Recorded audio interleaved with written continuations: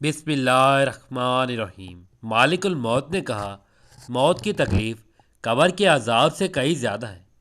حضور صلی اللہ علیہ وآلہ وسلم نے مالک الموت کو فرمایا، موت کی تکلیف سے نجات کیا ہے؟ عرض کیا، جو یہ کلمہ روزانہ 10 بار پڑھے گا، نزا کے ہر درد و تکلیف سے پاک رہے گا۔ محترم ناظرین، جہنم اور قبر کے عذاب کا تصور انسان کے دل کو ہلا دینے والا ہے۔ جب انسان قرآن مجید اور احادیث مبارکہ کا مطالعہ کرتا ہے تو اسے معلوم ہوتا ہے کہ دنیا کی زندگی بہت مختصر اور عارضی ہے، جبکہ آخرت کی زندگی ہمیشہ رہنے والی ہے۔ دنیا میں انسان جو بھی عمل کرتا ہے، اس کا نتیجہ اسے آخرت میں ضرور ملتا ہے۔ اس لیے اللہ تعالیٰ نے قرآن کریم میں بار بار انسان کو آخرت کی تیاری کرنے کی تلقین فرمائی ہے۔ قرآن مجید میں اللہ تعالیٰ فرماتا ہے، یعنی اے ایمان والو، اللہ سے ڈرو اور ہر شخص کو دیکھنا چاہیے کہ اس نے کل آخرت کے لیے کیا بھیجا ہے۔ اس آیت سے واضح ہوتا ہے کہ انسان کو اپنی آخرت کے بارے میں ہمیشہ فکر مند رہنا چاہیے اور ایسے اعمال کرنے چاہیے جو اسے قبر اور جہنم کے عذاب سے بچا سکے۔ اسی طرح قرآن مجید میں اللہ تعالیٰ نے جہنم کی ہولناکیوں کو بیان کرتے ہوئے فرمایا، یعنی اس آگ سے بچو جس کا ایندھن انسان اور پتھر ہوں گے۔ یہ آیت انسان کو متبیہ کرتی ہے کہ جہنم کی آگ کوئی معمولی چیز نہیں، بلکہ وہ ایسی ہولناک آگ ہے جسے بچنے کے لیے انسان کو اپنی پوری زندگی اللہ کی اطاعت اور نیکی کے راستے پر گزارنی چاہیے۔ اس لیے اللہ تعالیٰ نے اپنے بندوں کو دعا اور ذکر کی طرف متوجہ کیا ہے، کیونکہ دعا مومن کا سب سے بڑا ہتھیار ہے، اور اللہ تعالیٰ اپنے بندے کی دعا کو سننے اور قبول کرنے والا ہے۔ نبی کریم صلی اللہ علیہ وآلہ وسلم نے بھی اپنی امت کو ہمیشہ آخرت کی فکر کرنے اور قبر و جہنم کے عذاب سے بچنے کی تلقین فرمائی۔ احادیث مبارکہ میں قبر کے عذاب کا ذکر بہت وضاحت کے ساتھ ملتا ہے۔ ایک حدیث میں نبی کریم صلی اللہ علیہ وآلہ وسلم نے فرمایا، یعنی قبر یا تو جنت کے باغوں میں سے ایک باغ ہوتی ہے یا جہنم کے گڑھوں میں سے ایک گڑھا۔ اس حدیث سے معلوم ہوتا ہے کہ انسان کی قبر اس کے اعمال کے مطابق ہوتی ہے۔ اگر انسان نیک عمل کرے، اللہ کا ذکر کرے اور اس کی رضا کے لیے زندگی گزارے تو اس کی قبر جنت کے باغ کی طرح آرام دہ اور سکون والی ہو جاتی ہے۔ لیکن اگر انسان گناہوں میں ڈوبا رہے اور اللہ کی نافرمانی کرے تو قبر اس کے لیے سخت سے سخت عذاب کا سبب بن سکتی ہے۔ اسی طرح ایک اور حدیث میں نبی کریم صلی اللہ علیہ وآلہ وسلم نے فرمایا کہ آپ صلی اللہ علیہ وآلہ وسلم اکثر اللہ تعالیٰ سے قبر کے عذاب اور جہنم کے عذاب سے پناہ مانگا کرتے تھے۔ صحیح احادیث میں آتا ہے کہ رسول اللہ صلی اللہ علیہ وآلہ وسلم نماز کے بعد یہ دعا پڑھتے تھے، اے اللہ، میں تیری پناہ مانگتا ہوں قبر کے عذاب اور جہنم کے عذاب سے۔ اس حدیث سے معلوم ہوتا ہے کہ خود نبی کریم صلی اللہ علیہ وآلہ وسلم بھی اللہ تعالیٰ سے پناہ مانگتے تھے اور اپنی امت کو بھی اس کی تعلیم دیتے تھے تاکہ وہ دنیا و آخرت کے عذاب سے محفوظ رہ سکیں۔ اسلام میں دعا کی بہت بڑی اہمیت ہے۔ دعا بندے اور اللہ کے درمیان ایک مضبوط تعلق قائم کرتی ہے۔ جب بندہ سچے دل سے اللہ تعالیٰ کو پکارتا ہے تو اللہ تعالیٰ اس کی فریاد کو سنتا ہے اور اس پر رحم فرماتا ہے۔ بہت سی دعائیں ایسی ہیں جو نبی کریم صلی اللہ علیہ وآلہ وسلم نے اپنی امت کو سکھائی تاکہ وہ زندگی کے مختلف مسائل اور آخرت کے خوف سے محفوظ رہ سکیں۔ انہی دعاؤں میں کچھ دعائیں ایسی بھی ہیں جو قبر کے عذاب، جہنم کی آگ اور نزاع کی سختیوں سے بچنے کا ذریعہ بنتی ہیں۔ حقیقت یہ ہے کہ انسان اپنی زندگی میں کبھی نہ کبھی اس حقیقت کے بارے میں ضرور سوچتا ہے کہ مرنے کے بعد کیا ہوگا، قبر کی تنہائی کیسی ہوگی، جہنم کی آگ کتنی سخت ہوگی۔ یہی سوالات انسان کے دل میں خوف پیدا کرتے ہیں اور وہ اللہ تعالیٰ کی طرف رجوع کرنے لگتا ہے۔ اللہ تعالیٰ اپنے بندوں پر بہت مہربان ہے، اس لیے اپنے محبوب صلی اللہ علیہ وآلہ وسلم کے ذریعے ایسی دعائیں اور اذکار عطا فرمائے جو انسان کے لیے دنیا و آخرت دونوں میں سکون اور حفاظت کا سبب بنتے ہیں۔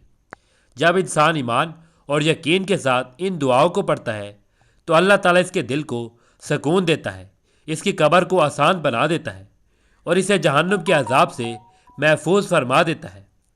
اس لیے علماء کرام ہمیشہ یہ نصیحت کرتے ہیں کہ انسان کو اپنی زندگی میں اللہ کا ذکر، دعا اور استغفار کو معمول بنا لینا چاہیے، کیونکہ یہ چیزیں نہ صرف انسان کو دنیا کی مشکلات سے بچاتی ہیں بلکہ آخرت میں بھی کامیابی کا سبب بنتی ہیں۔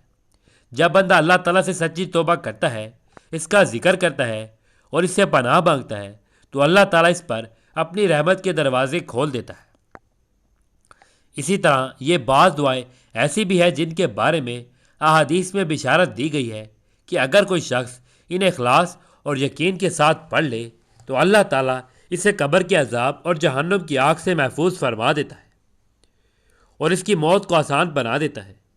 ہر مسلمان کو چاہیے کہ وہ اپنی زندگی میں ایسے مبارک کلمات اور دعاؤں کو یاد کرے اور انہیں پڑھنے کا اہتمام کرے، کیونکہ یہی دعائیں اور اذکار انسان کی آخرت کو سنوارنے کا ذریعہ بنتے ہیں اور اللہ تعالیٰ کی رحمت کو اپنی طرف متوجہ کرتے ہیں۔ تو ہماری آج کی ویڈیو بھی حضور پاک صلی اللہ علیہ وآلہ وسلم کی بتائی ہوئی ایک ایسی دعا کا عمل ہے کہ جس کو صرف 3 بار پڑھ لینے سے قبر کا عذاب، جہنم کی آگ اور نزاع کی سختیاں اللہ تعالیٰ دور فرما سکتا ہے۔ تو اس دعا کے بارے میں جاننے کے لیے گزارش ہے کہ ویڈیو کو آخر تک لازمی دیکھیے گا۔ حضرت عبداللہ بن سعید فرماتے ہیں کہ ایک مجلس میں حضرت حسن رضی اللہ تعالیٰ عنہ تشریف فرما تھے۔ ایک آدمی آئے جس کی آنکھیں بھری تھیں۔ حضرت حسن رضی اللہ تعالیٰ عنہ نے دریافت کیا کہ تمہاری آنکھ کا یہ رنگ پیدائشی ہے یا عارضی؟ اس شخص نے جواب دیا کہ کیا آپ مجھے پہچانتے نہیں؟ حضرت حسن رضی اللہ تعالیٰ عنہ نے فرمایا تم کون ہو؟ اس پر اس شخص نے اپنا نسب بیان کیا تو سب حاضرین مجلس اس شخص کو پہچان گئے اور دریافت کیا کہ آخر تمہاری حالت ایسے کیوں ہو گئی ہے؟ اس نے اپنی سرگشت اس طرح بیان کی کہ میں اپنے تمام مال لے کر کشتی پر سوار کر کے ملک یمن جا رہا تھا۔ ہوا مخالف چلی جس سے کشتی ڈوب گئی اور سارا مال اسباب ہلاک ہو گیا۔ میں ایک تختے پر بیٹھ کر سمندر کے ساحل پر پہنچا اور تقریباً 4 ماہ ادھر ادھر سرگردہ رہا اور درختوں کا پھل کھاتا اور سمندر کا پانی پیتا رہا۔ جب نجات کی کوئی صورت نظر نہ آئی تو ایک جانب ہمت کر کے چل پڑا کہ اگر زندگی باقی ہے تو سلامتی سے نکل جاؤں گا۔ کچھ ہی دور چلا تھا کہ ایک عالیشان محل دکھائی دیا۔ وہاں پہنچ کر دروازہ کھولا اور اندر داخل ہو گیا۔ دیکھا تو محل کے اندر طاقوں میں موتی کے صندوق ہیں جو مقفل ہیں، لیکن ان پر نگاہ پڑتے ہی کھل جاتے ہیں۔ میں نے ایک صندوق کھولا تو اس کے اندر سے عمدہ قسم کی خوشبو آئی اور اس میں ریشم کے کپڑوں میں کچھ آدمی لیٹے ہوئے نظر آئے۔ ان کو بلایا تو معلوم ہوا کہ مردہ ہیں، لیکن بالکل زندوں کی طرح دکھائی دیتے ہیں۔ میں نے فوراً صندوق بند کر دیا اور محل سے نکل آیا۔ تھوڑی دور آگے چلا تو 2 شخص گھوڑے پر سوار نظر آئے جو بہت ہی حسین و جمیل ہیں۔ انہوں نے مجھ سے حالات دریافت کیے۔ میں نے اپنا پورا واقعہ کہہ سنایا۔ دونوں سواروں نے کہا اچھا اور آگے جاؤ، ایک بزرگ درخت کے نیچے نماز میں ملیں گے، ان سے اپنا قصہ بیان کرو، وہ تمہاری مدد فرمائیں گے۔ میں نے ان بزرگ کی خدمت میں حاضر ہو کر سلام عرض کیا اور واقعہ بیان کیا۔ محل کا واقعہ سن کر ان کو کچھ گھبراہٹ ہوئی اور فرمایا تم نے وہاں پر کیا کیا ہے؟ میں نے کہا صندوق اور دروازہ سب بند کر دیے ہیں۔ اب ان کو اطمینان ہوا اور فرمایا اچھا تم بیٹھو۔ اتنے میں ایک بادل آیا جس نے کہا السلام علیکم یا ولی اللہ۔ بزرگ نے فرمایا کس طرف کا ارادہ ہے؟ بادل نے جواب دیا فلاں مقام جانا ہے۔ اس کے بعد دوسرا بادل حاضر خدمت ہوا۔ اس نے کہا میں بصرہ کو جا رہا ہوں۔ اس بزرگ نے حکم دیا اچھا تم نیچے اتر آؤ، اور وہ فوراً اتر کر حاضر خدمت ہوا۔ بزرگ نے اس شخص کو سوار کر کے کہا اس کے منزل تک پہنچا دو۔ جب میں اس بادل پر سوار ہوا تو ان بزرگ کی خدمت میں عرض کیا کہ آپ کو اس کی ذات کا واسطہ جس نے آپ کو یہ بلند مرتبہ عطا فرمایا ہے، مجھے یہ بتا دیں کہ وہ عمل کیسا ہے، وہ گھوڑے سوار کون لوگ ہیں اور آپ کون ہیں؟ بزرگ نے بتایا جو کل تم نے دیکھا وہ سمندر میں شہید ہونے والوں کے لیے ہے جو سمندر میں شہید ہو جاتے ہیں، تو کچھ فرشتے مقرر ہیں جنہیں اٹھا کر اس محل میں صندوق کے اندر ریشمی کپڑے میں لپیٹ کر رکھ دیتے ہیں، اور وہ دونوں گھوڑے سوار ہر صبح شام اللہ رب العزت کی جانب سے سلامتی کی خوشخبری سناتے ہیں، اور میں خضر علیہ السلام ہوں۔ میں نے دربار الہی میں سوال کیا کہ میرا حشر تمہارے نبی حضرت سیدنا محمد صلی اللہ علیہ وآلہ وسلم کی امت کے ساتھ ہوگا۔ بعد ازاں میں اس جگہ سے بادل پر سوار ہو کر چلا تو مجھ پر ایسا خوف طاری ہوا کہ جس سے میری صورت متغیر ہو گئی، جیسا کہ اس وقت آپ لوگوں کو نظر آ رہی ہے۔ اس واقعے کو علامہ ابن حجرہ مکی رحمۃ اللہ علیہ نے اپنی کتاب میں نقل فرمایا ہے۔ اس امت مرحومہ میں وہ شخص بھی ہوگا جس کے گناہوں کے دفتر بھرے ہوں گے، وہ ان میں کسی امر کا انکار نہ کر سکے گا اور نہ کوئی عذر اس کے پاس ہوگا۔ اسے ایک پرچہ ملے گا جس میں کلمہ شہادت لکھا ہوگا، دیا جائے گا کہ جاؤ تلوا کر آؤ۔ پھر ایک پلڑے میں وہ سب دفتر رکھے جائیں گے جو اس کے نامہ اعمال یعنی گناہ، اور ایک میں وہ پرچہ۔ قدرت الہی سے وہ پرچہ دفتروں سے بھاری ہو جائے گا اور وہ بشاش جنت میں داخل ہوگا۔ حق ہے کہ اس غفور الرحیم کی رحمت کی کوئی انتہا نہیں، جس پر رحم فرمائے۔ تھوڑی چیز بھی بہت کثیر ہے، اس کی رحمت چاہے تو کروڑوں برس کے گناہ ایک نیکی سے معاف فرما دے، بلکہ ان گناہوں کو نیکی میں بدل دے۔ بس غلامی ہونی چاہیے سرکار دو عالم صلی اللہ علیہ وآلہ وسلم کی، ورنہ سختی کے ساتھ ایک ایک بات کی باز پرس ہوگی اور وہ ہلاک ہوگا، جبکہ اس امت سے اللہ تعالیٰ کے بے شمار کروڑوں بندے بلا حساب و عذاب جنت میں جائیں گے، جیسے تہجد گزار۔ حدیث شریف میں وعد ہے کہ اہل محشر کے دن 120 صفیں ہوں گی، جن میں 80 اس امت مرحومہ کی ہوں گی اور 40 پہلی امتوں کی۔ حساب و کتاب سے فراغت کے بعد سب کو پل صراط سے گزرنے کا حکم ہوگا۔ صراط حق ہے، یہ ایک پل ہے کہ پشت جہنم پر دوزخ کے اوپر نصب کیا جائے گا، بال سے زیادہ باریک اور تلوار سے زیادہ تیز ہوگا۔ جنت میں جانے کا ایک ہی راستہ ہے، سب کو اس پل صراط سے گزرنا پڑے گا۔ اپنے اعمال کے مطابق پل صراط سے گزرنے میں لوگوں کی حالتیں جداگانہ ہوں گی۔ جس مرتبہ مقام کا آدمی ہوگا اس کے لیے ایسی آسانیاں یا دشواریاں ہوں گی۔ نیکیوں میں بعض ایسے تیزی سے گزر جائیں گے کوندہ کہ ابھی چمکا ابھی غائب ہو گیا، ابھی ادھر تھے ابھی ادھر پہنچے۔ بعض تیز ہوا کی طرح، کوئی ایسے جیسے پرندہ اڑتا ہے، بعض تیز گھوڑوں کی طرح، اور بعض ایسے جیسے آدمی دوڑتا ہے، بعض آہستہ آہستہ، یہاں تک کہ بعض سرین پر گھسیٹتے ہوئے اور بعض گرتے پڑتے لنگڑاتے ہوئے اس پل صراط سے گزر جائیں گے، اور بعض چونٹیوں کی چل کر پار ہو جائیں گے۔ الغرض نیک سلامت رہیں گے اور اپنے اپنے درجے کے مواقف وہاں سے صحیح سلامت گزر جائیں گے، اور کافروں کے لیے بڑی حسرت کا عالم ہوگا جبکہ وہ پل صراط سے نہ گزر سکیں گے اور جہنم میں گر پڑیں گے۔ پل صراط کے دونوں جانب بڑے بڑے انکڑے لٹکے ہوئے ہوں گے، جس شخص کے بارے میں حکم ہوگا اسے پکڑ لیں گے، مگر بعض تو زخمی ہو کر نجات پا جائیں گے اور بعض کو جہنم میں گرا دیا جائے گا۔ سب سے پہلے نبی اکرم صلی اللہ علیہ وآلہ وسلم اس پل صراط سے گزر فرمائیں گے، پھر باقی انبیاء مرسلین گزریں گے، ان کے بعد حضور اقدس صلی اللہ علیہ وآلہ وسلم کی امت مسلمہ مرحومہ پھر اور امتیں گزریں گی۔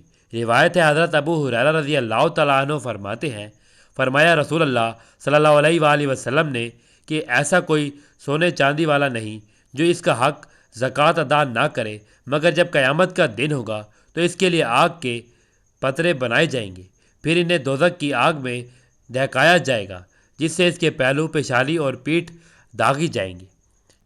جب بھی ٹھنڈے ہوں گے تو دوبارہ دہکائے جائیں گے۔ یہ دن بھر ہوتا رہے گا، جس کی مقدار 50,000 سال ہے، حتیٰ کہ بندوں میں فیصلہ کر دیا جائے تو یہ جنت یا دوزخ کا اپنا راستہ دیکھے گا۔ حضرت خدیجہ رضی اللہ تعالیٰ عنہ یہ حضور اقدس صلی اللہ علیہ وآلہ وسلم کی سب سے پہلی اہلیہ ہیں۔ ان کے والد کا نام خویلد بن اسد اور ان کی والدہ کا نام فاطمہ بن زید ہے۔ یہ خاندان قریش کی بہت ہی معزز اور نہایت ہی دولت مند خاتون تھیں۔ اہل مکہ ان کی پاک دامنی اور پارسائی کی بنا پر ان کو طاہرہ کے لقب سے یاد کرتے تھے۔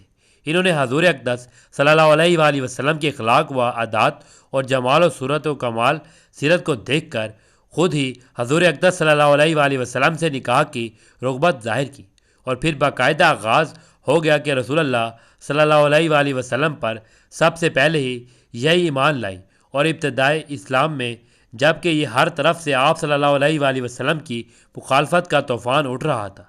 ایسے کٹھن وقت میں صرف انہی کی ایک ذات تھی جو رسول اللہ صلی اللہ علیہ وآلہ وسلم کی مونس و حیات بن کر تسکین خاطر کا باعث پر تھی۔ انہوں نے اتنے خوفناک اور خطرناک اوقات میں جسے استقلال اور استقامت کے ساتھ خطرات و مصائب کا مقابلہ کیا، اور جس طرح تن من دھن سے بارگاہ نبوت میں اپنی قربانی پیش کی، اس خصوصیت میں تمام ازواج مطہرات پر ان کو ایک خصوصی فضیلت حاصل ہے۔ امہات المومنین میں حضرت خدیجہ رضی اللہ تعالیٰ عنہ سب سے زیادہ افضل ہیں۔ ان کے فضائل میں چند حدیثیں ورد ہوئی ہیں۔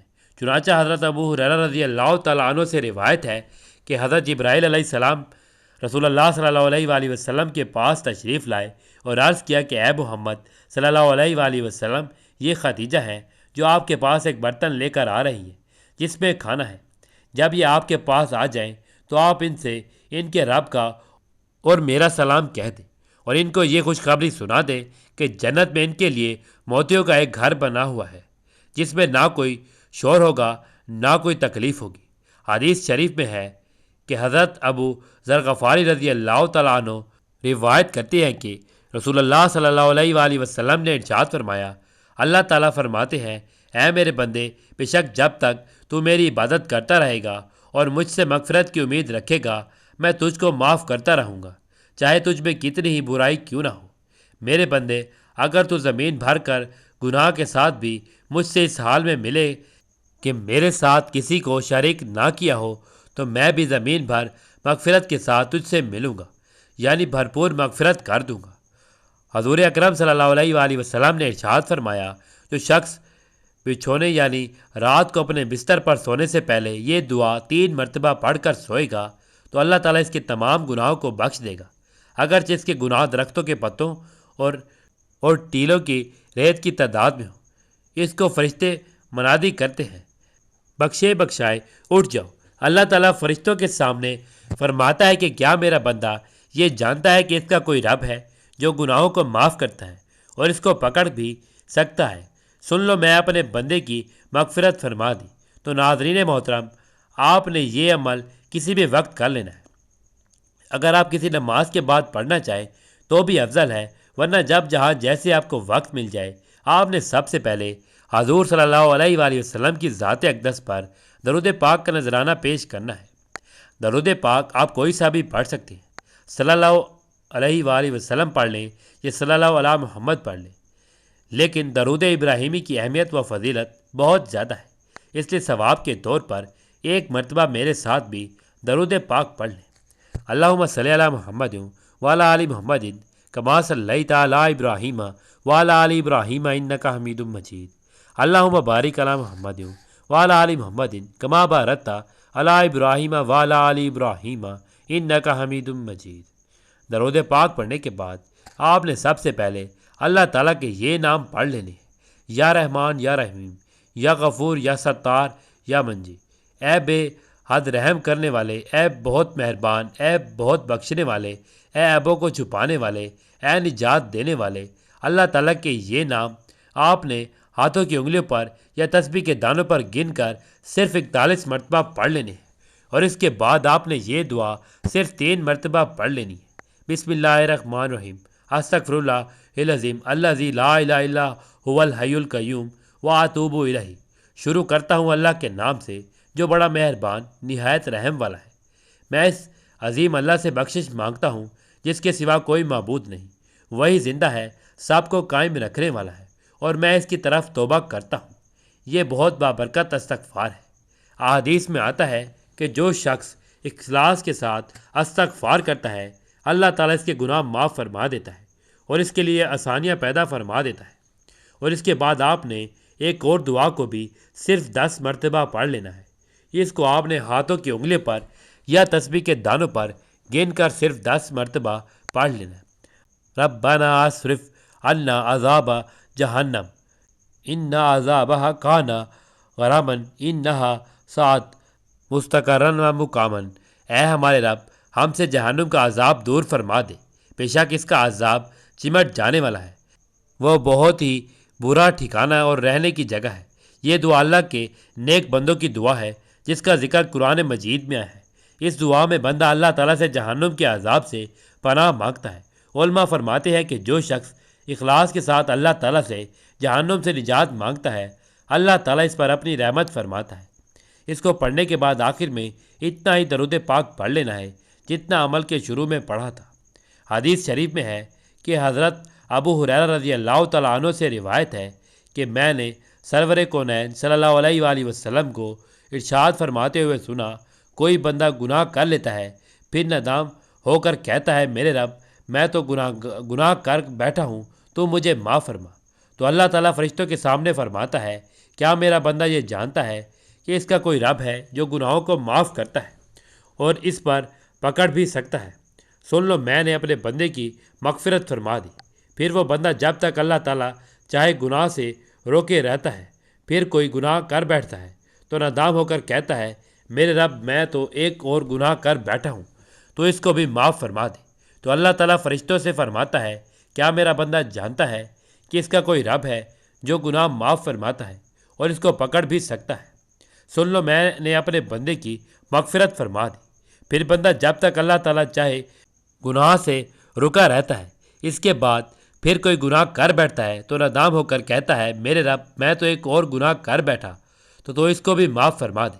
تو رب تعالیٰ فرشتوں سے فرماتا ہے، کیا میرا بندہ یہ جانتا ہے کہ اس کا کوئی رب ہے جو گناہ معاف فرماتا ہے اور اس پر پکڑ بھی فرما سکتا ہے؟